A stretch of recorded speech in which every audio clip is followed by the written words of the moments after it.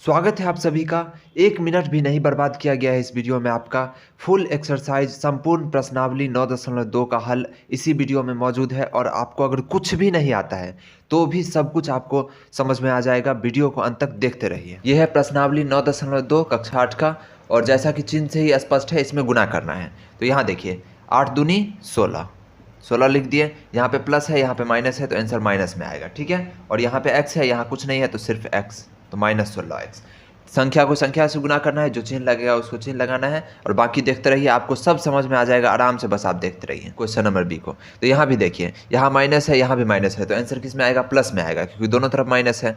अब देखिए 3 3 जार 9, यानी 3 तिहाई 9 हो गया। अब यहाँ पे x 1 रहा और यहाँ पे 2x है, तो 2 1 क्या होता है? 3, तो x का घात यहाँ पे हो जाएगा 3। और यहाँ पे देखिए y अकेला है, तो y को y लिख देंगे। और यहाँ पे माइनस नहीं लगाएंगे, क्योंकि इधर भी माइनस है और इधर भी माइनस है, और माइनस माइनस हो जाता है प्लस। इस बार 6 सत्ते 42, और m 1 है और इधर भी m नहीं है, तो बस m एक ही बार रहेगा। n क्या है? ये रहा और ये रहा। n 2 बार है तो n का घात 2 हो जाएगा। और p कितना बार है? एक ही बार है, तो p बस एक ही बार रहेगा। हो गया ये आंसर। अगला प्रश्न ये रहा, 4 तिहाई 12, और यहाँ पे p3 है, इसका p3 है, तो p का घात कितना हो जाएगा? 3 3 6, तो p का घात 6। अगला प्रश्न ये रहा, यहाँ पे देखिए कोई संख्या नहीं है, तो इधर भी 1 है और इधर भी 1 है, तो 1 को 1 से गुना करेंगे तो 1 ही होता है, तो छोड़िए संख्या को। x का घात 2 है और x का घात यहाँ पे 1 है, तो x का घात हो जाएगा टोटल 3। यहाँ पे y का घात 1 है और यहाँ पे y का घात 1 है, तो 2y है, तो y हो गया 2। और z एक ही है, तो z 1। खत्म। अब ये रहा अगला प्रश्न। पॉइंट देख के आपको बिल्कुल नहीं घबराना है। 25 को 4 से जैसे गुना करते हैं वैसे गुना करेंगे। तो 5 चौका 20, हाथ में 2, 4 दूनी 8, 9 10, 100 आ गया। और x के जगह पे x लगा देंगे। और पॉइंट एक अक्षर के बाद है, तो यहाँ भी पॉइंट एक अक्षर के बाद लगा देंगे, तो 10.0x। तो पॉइंट के बाद 0 का कोई महत्व नहीं होता है, तो इसको लिख सकते हैं 10x। 2.5x गुने 2.5y, इसको गुना करते हैं तो सिंपल नंबर को नंबर के साथ गुना करेंगे, तो 25 का स्क्वायर क्या होता है? 625। और एक अक्षर के बाद पॉइंट इधर है और एक अक्षर के बाद पॉइंट इधर है, तो 2 अक्षर के बाद पॉइंट हो जाएगा। और y यहाँ x और यहाँ y, तो xy, तो 6.25xy। 1/2 को 1/2 से गुना करेंगे तो कितना? 1 इकाई 1, तो 1 और 2 दूनी 4, 1/4 हो गया ये। और x और y को गुना करेंगे तो xy, तो 1/4 xy हो गया। बहुत ही आसान। ये 1/2 को गुना करना है 2 से, फिर xy है, तो सिंपल 1/2 गुने 2, संख्या को एक तरफ कर दिया, और xy, तो xy कॉमन है, तो इस तरह से लिख देंगे। तो ये दो कट जाएगा, सिंपल इसका हो जाएगा आंसर xy। ठीक है। चलिए अगला क्वेश्चन है, इसमें संख्या को गुना करते हैं। 2 दूनी 4 दूनी 8, ये 8 हो गया संख्या का गुणनफल। x का पावर 1 2 3, तो 3 2 5 1 6, तो x का पावर हो जाएगा 6। ये रहा लास्ट प्रश्न।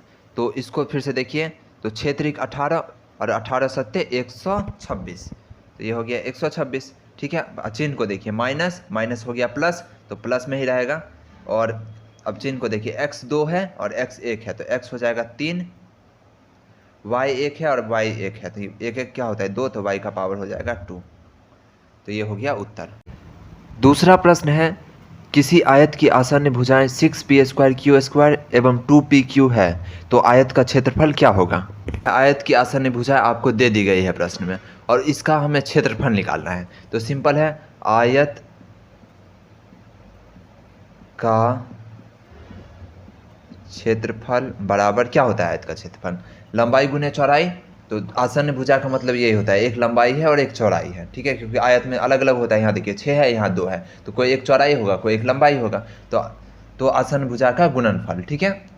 तो इस तरह से 6p² q² गुने 2pq, आयत का क्षेत्रफल बराबर आसन्न भुजा का गुणनफल। क्योंकि आसन्न भुजा में एक लंबाई और एक चौड़ाई रहता है, कोई भी रहे लंबाई कोई भी रहे चौड़ाई, उसे क्या फर्क पड़ता है? क्षेत्रफल निकालने के लिए तो गुणनफल ही होता है। और 6 को 2 में गुना करे या 2 को 6 में गुना करे, उत्तर तो एक ही आता है। तो इस तरह से अब चलिए इसका गुणनफल निकालते हैं। तो 6 दूनी 12, p 2 है और p 1 है, तो p का पावर हो जाएगा यहाँ पे p का घात 3, और q का घात 2 है, q का घात इधर 1 है, तो q का घात 3 हो जाएगा। ये हो गया हमारा प्यारा सा उत्तर।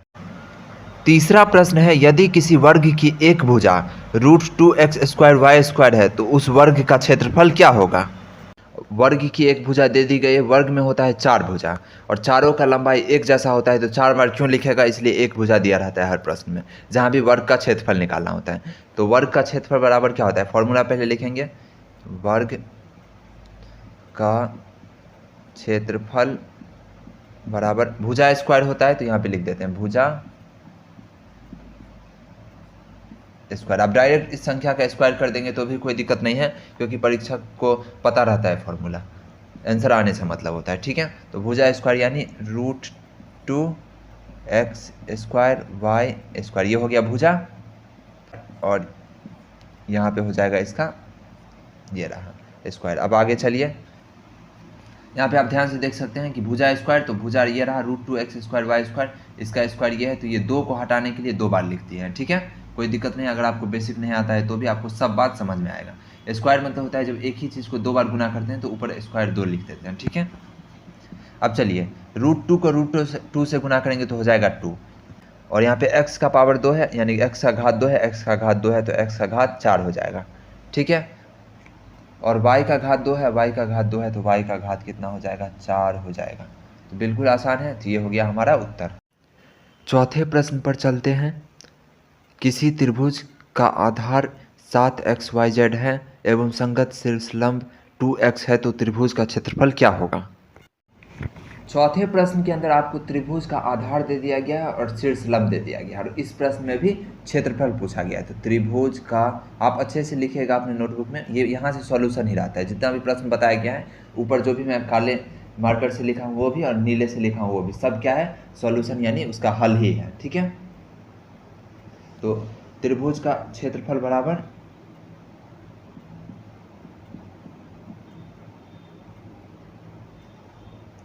त्रिभुज का क्षेत्रफल बराबर 1/2 गुने आधार गुने शीर्षलंब। तो आधार गुने शीर्षलंब,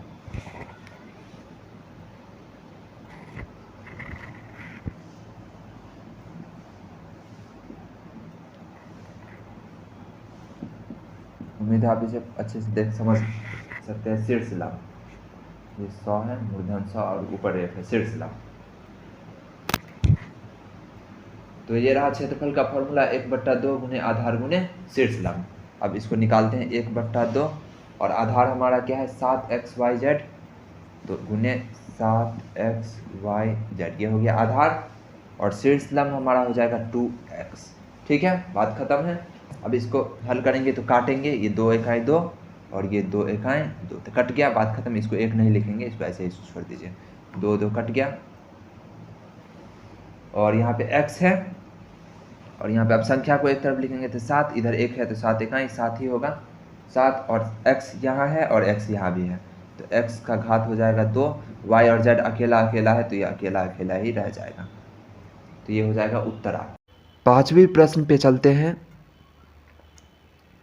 समबाहु त्रिभुज का क्षेत्रफल ज्ञात कीजिए यदि उसकी भुजा 3x² है। एक समबाहु त्रिभुज के बारे में बात किया गया है। समबाहु त्रिभुज की भुजा दे दी गई है। समबाहु त्रिभुज यानी ऐसा त्रिभुज जिसकी तीनों भुजाएं समान हो, एक जैसा हो। तो इसके लिए भी फॉर्मूला लिखेंगे, समबाहु त्रिभुज का क्षेत्रफल बराबर, इसमें आधार गुने ऊंचाई का कोई कॉन्सेप्ट नहीं होता है, क्योंकि सभी भुजाएं बराबर होती है, तो इसी से फॉर्मूला निकल के आ जाता है, ठीक है। फॉर्मूला हमारा होता है √3/4 गुने भुजा, तो 3x² भुजा का स्क्वायर होता है, ठीक है। अब इसको हल करेंगे तो यहीं पे चलते हैं, तो √3/4 लिख सकते हैं, गुने ये इसका स्क्वायर है यानी इसका घात 2 है, यानी 2 बार लिख सकते हैं, तो 3x² × 3x², ठीक है। उम्मीद है आपको ये दिख रहा होगा अच्छे से। अब देखिए, √3 है और यहाँ पे 3 तिहाई 9 हो जाएगा, तो 9 को पहले लिखेंगे संख्या को, उसके बाद √3 हो गया, उसके बाद x को लिखेंगे, तो x का पावर 4 हो जाएगा, 2 और 2 4/4, ये हमारा क्या हो जाएगा, प्यारा सा उत्तर। तो आप इसको स्क्रीनशॉट ले सकते हैं, आपको सब दिख रहा होगा। समबाहु त्रिभुज की भुजा भी और इसका क्षेत्रफल निकाला गया है। प्रश्न संख्या 6 है, उस घन का आयतन क्या होगा जिसकी कोण 6a हो। छठे प्रश्न में घन का कोण दे चुका है और हमें आयतन पूछ रहा है, तो घन का आयतन बराबर होता है फॉर्मूला कोण का जो होता है क्यूब, यानी कोण का घात 3 रहना चाहिए, ठीक है, आयतन निकालने के लिए। और यहाँ पे कहीं कहीं ए क्यू लिखा रहता है, ए क्यूब, तो ए का मतलब यही होता है कोण। तो चलिए उसको छोड़िए, यहाँ पे समझिए इस प्रश्न को।